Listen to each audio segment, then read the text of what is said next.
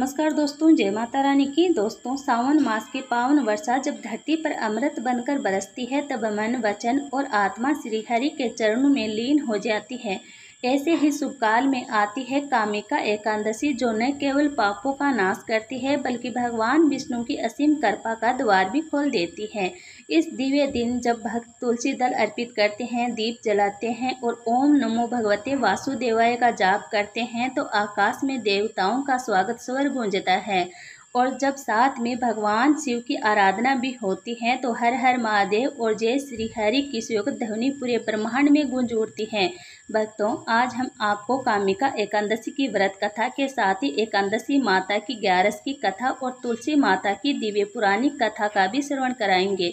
तो आपसे निवेदन है कि इन सभी पावन कथाओं को पूरे श्रद्धा, भक्ति और भावनात्मक एकाग्रता के साथ सुने।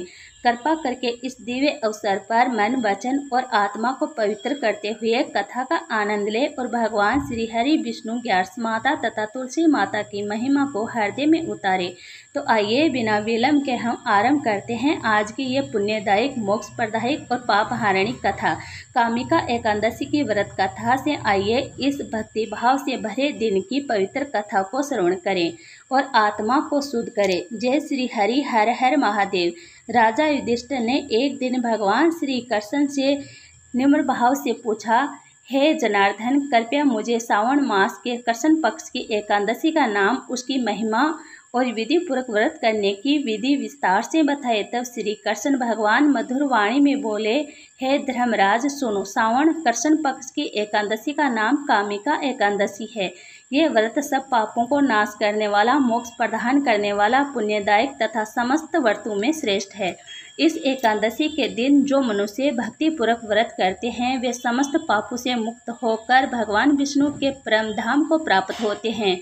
ये एकादशी व्रत स्वर्ग, मोक्ष, पुण्य और भक्ति प्रदान करने वाली है। इस दिन व्रती को उपरांत काल ब्रह्म मुहूर्त में उठकर स्नान आदि करके शुद्ध होकर व्रत का संकल्प लेना चाहिए। घर को गंगा जल से शुद्ध करके भगवान विष्णु की प्रतिमा को पीले वस्त्रों में सजाना चाहिए। उन्हें पंचामृत से स्नान कराकर चंदन, पुष्प, तुलसी दल, धूप, दीप और नैवेद्य अर्पित करना चाहिए। इस व्रत की रात्रि को जागरण करके भगवान की लीला, कथा, भजन और कीर्तन करना परम पुण्यदायक होता है।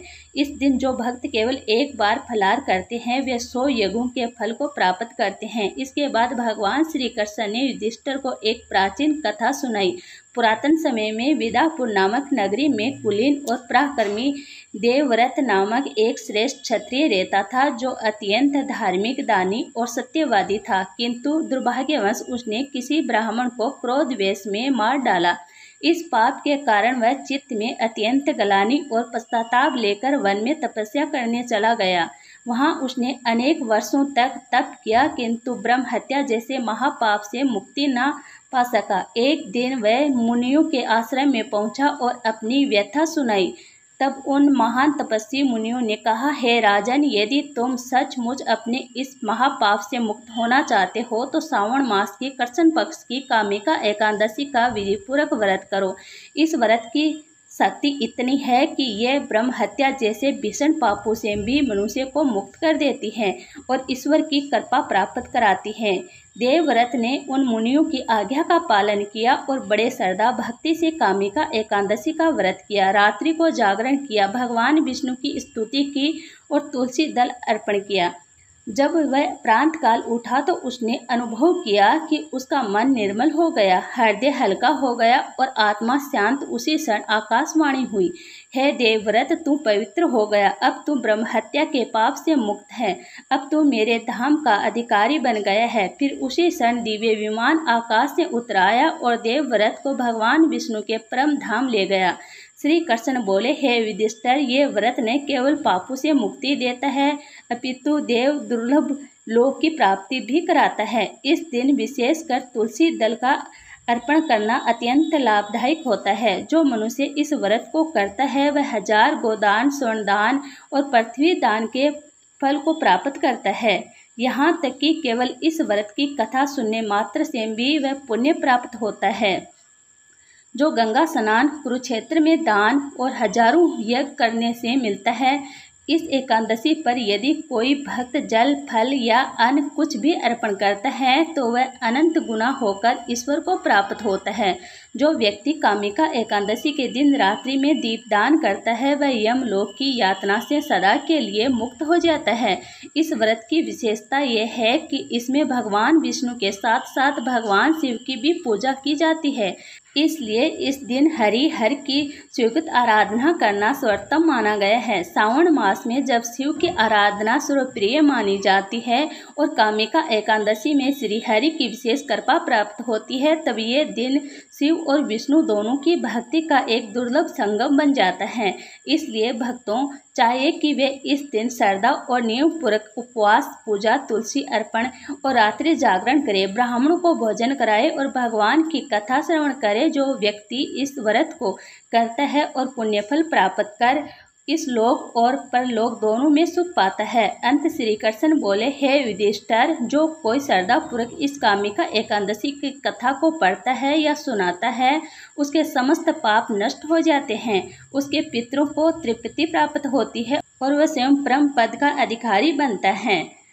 जय श्री हरि। हर हर महादेव। पुरातन काल में धरती पर जब पाप, अधर्म और अराजकता का बोलबाला था तब भगवान विष्णु ने सृष्टि के संतुलन हेतु विधि लीलाएं रची। एक बार उन्होंने पापों के नाश हेतु मोहिनी रूप धारण किया और असुरों को छकाया। फिर समुद्र मंथन में अमृत का वितरण कर देवताओं की रक्षा की। इसी समय देवताओं ने भगवान विष्णु से निवेदन किया, हे नारायण, कलयुग में मनुष्य पापचारी और भटकाव से भरे होंगे। वे न तो यज्ञ करेंगे, न तप, न वेदों का आचरण करेंगे। ऐसे में उन्हें मोक्ष कैसे मिलेगा? भगवान श्री हरि ने उत्तर दिया, हे देवताओं, मेरी ही एक शक्ति जो विशेष रूप से तिथि रूप में प्रकट होगी, उसका नाम होगा एकादशी। ये शक्ति प्रत्येक मास में शुक्ल व कृष्ण पक्ष की एकादशी तिथि को जागृत होगी। इस दिन उपवास, पूजा, कथा श्रवण और रात्रि जागरण करेगा वह मेरे परम धाम को प्राप्त करेगा। तभी भगवान के शरीर से एक दिव्य ज्योति प्रकट हुई जिसने सुंदरी स्त्री का रूप लिया। वह तेजस्विनी देवी सिर पर चंद्र किरणों जैसा मुकुट, हाथों में शंख, चक्र, गदा और पदा धारण किए हुए थी। देवताओं ने पूछा, ये देवी कौन है? तब भगवान बोले, ये मेरी योग माया की एकादशी तिथि स्वरूपा है जो समस्त पापों का नाश करेगी। इन्हीं के व्रत से मनुष्य जन्म जन्म के पापों से मुक्त होगा। इसके बाद श्री हरि ने 11 देवी को आशीर्वाद दिया, हे देवी, तुम लोक कल्याण का कार्य करेगी। तुम्हारा स्मरण, पूजन, व्रत और कथा श्रवण करने से जीवों के तीनों पाप शांत होंगे, पितर तृप्त होंगे और मनुष्य मृत्यु के बाद मोक्ष को प्राप्त करेगा। तभी से 11 यानी एकादशी माता का व्रत समस्त व्रतों में श्रेष्ठ कहा गया है। एकादशी का अर्थ है एक और 10 इंद्रियों पर संयम और एक मन पर नियंत्रण। ये व्रत केवल शारीरिक नहीं बल्कि मानसिक तपस्या का प्रतीक है। जो भक्त सच्चे मन से इस दिन व्रत करता है उसे वैकुंठ धाम की प्राप्ति होती है। ये व्रत मन, वचन और कर्म से शुद्धि लाता है। भगवान विष्णु स्वयं 11 को अत्यंत प्रिय मानते हैं और इस दिन यदि कोई भक्त तुलसी दल चढ़ाकर ओम नमो भगवते वासुदेव का जाप करता है तो करोड़ों जन्मों के पाप समाप्त हो जाते हैं। एकादशी माता की कथा सुनने, पढ़ने और जीवन में उतारने मात्र से ही जीव का कल्याण हो जाता है। जय एकादशी माता, जय श्री हरि। भक्तों, अब हम सुनेंगे तुलसी माता की एकादशी पर सुनी जाने वाली कथा। प्राचीन समय की बात है जब धरती पर धर्म संकट में था, पाप का अंधकार गहराता जा रहा था और अधर्म बलवान हो चुका था। तब देवताओं ने भगवान विष्णु से विनती की, हे श्री हरि, हे जगत पालक, इस त्रिलोक में अधर्म और अत्याचार बढ़ता जा रहा है। असुरों की शक्ति दिन व दिन बढ़ती जा रही है। अब धर्म की रक्षा कौन करेगा? भगवान विष्णु ने शांत स्वर में उत्तर दिया, हे देवगण, समय आने पर मैं स्वयं या मेरी शक्तियां इस अधर्म का विनाश करेगी। और ऐसे ही हुआ। एक समय राक्षसों का राजा जालंधर अपने तप और पत्नी की पतिव्रता शक्ति के कारण अमर और अजय हो गया था। उसकी पत्नी का नाम था वंदा, जो महान पुण्यवर्ती, पतिव्रता और परम भक्ति थी। उसने कठोर व्रतों द्वारा भगवान शिव और विष्णु दोनों को प्रसन्न कर लिया था। वंदा की पतिव्रता शक्ति के कारण जालंधर को कोई देवता पराजित नहीं कर सकता था। देवताओं ने श्री हरि विष्णु से सहायता मांगी। श्री हरि विष्णु ने जब देखा कि धर्म की रक्षा के लिए कुछ करना आवश्यक है तो उन्होंने ऋषि का रूप धारण कर वंदा की परीक्षा लेने का निश्चय किया। जब जलंधर युद्ध भूमि में गया था उस समय श्री हरि जलंधर का रूप लेकर वंदा के समक्ष प्रकट हुए। वंदा ने जब अपने पति रूपी विष्णु को देखा तो उन्हें पहचान न सकी और उनका पूजन कर बैठी। जैसे ही उसने सोचा कि ये मेरे पति हैं, उसका पतिव्रत धर्म भंग हुआ और उसी क्षण जलंधर की रक्षा छिन्न हो गई और देवताओं ने उसका वध कर दिया। जब वंदा को ये ज्ञात हुआ कि ये सब श्री हरि विष्णु की माया थी तो उसे अत्यंत आघात लगा। उसकी भक्ति टूटी नहीं परंतु उसके अंतकरण में पीड़ा और संताप था। उसने क्रोध और आहत भाव से श्री हरि विष्णु को श्राप दिया, जैसे तुमने छल पूर्वक मेरे पति का वध कराया है वैसे ही तुम भी एक दिन स्त्री के वियोग में दुख सहोगे। इस श्राप के प्रभाव से ही श्री राम रूप में श्री हरि को सीता माता का वियोग सहना पड़ा। वंदा ने उस क्षण अग्नि में प्रवेश कर आत्मदाह कर लिया। उसकी सती शक्ति के प्रभाव से वही एक दिव्य पौधा उत्पन्न हुआ जो था तुलसी। देवताओं और ऋषियों ने उस पौधे की पूजा की और श्री हरि विष्णु ने स्वयं उस पौधों को वरदान दिया, हे वंदा, तुमने भले ही मुझे श्राप दिया हो परंतु तुम्हारी भक्ति सच्ची थी। अब तुम तुलसी बनकर हर यज्ञ, हर पूजा, हर अर्पण में मेरी प्रिय बनोगी। तुम्हारे बिना न कोई पूजा पूर्ण होगी और न मेरा कोई भोग स्वीकार होगा।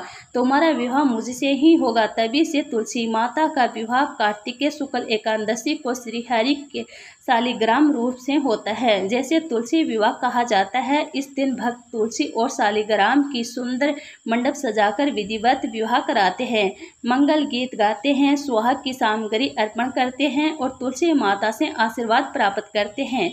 ऐसा माना जाता है कि इस व्रत को करने से कन्यादान, ब्रह्म विवाह और देव पूजा का स्वीकृत फल प्राप्त होता है। एकादशी के दिन यदि कोई भक्त तुलसी को जल चढ़ाकर दीप प्रज्वलित करता है, व्रत रखकर भगवान विष्णु के मंत्रों का जाप करता है, तुलसी माता की इस कथा को सुनता या सुनाता है तो उसे 100 यज्ञों का फल, लाख तीर्थों का पुण्य और हजारों वर्षों का तपस्या फल सहज ही प्राप्त हो जाता है। तुलसी केवल एक पौधा नहीं, वह ब्रह्मांड ये शक्ति है जो मनुष्य के पापों को हरती है, मन को पवित्र करती है, तन को रोग मुक्त करती है और आत्मा को मोक्ष की ओर ले जाती है। तुलसी माता की पूजा से जो स्त्री या पुरुष एकादशी पर तुलसी के सामने दीप जलाकर ओम तुलसी नमः का जाप करता है, उसे असंख्य जन्मों के पापों से मुक्ति मिलती है। तुलसी माता का वरदान है कि वे अपने भक्तों को कभी निराश नहीं करती।